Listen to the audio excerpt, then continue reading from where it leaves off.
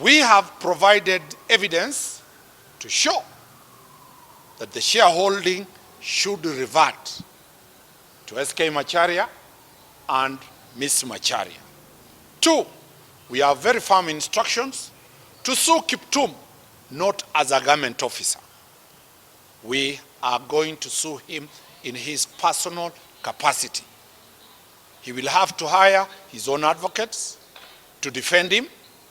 The Attorney General will not defend him because this one is an act of corruption.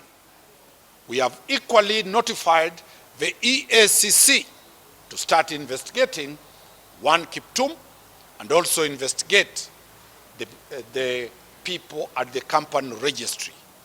It is our concern, and we are putting every Kenyan on notice that boarding a matatu that is carrying a sticker of Directline, you are alone and you are risking you will not get compensation in the event anything happens. We are also putting everybody in the transport sector to be alert and enforce that alert. Let nobody be found unawares that that is the position of Directline.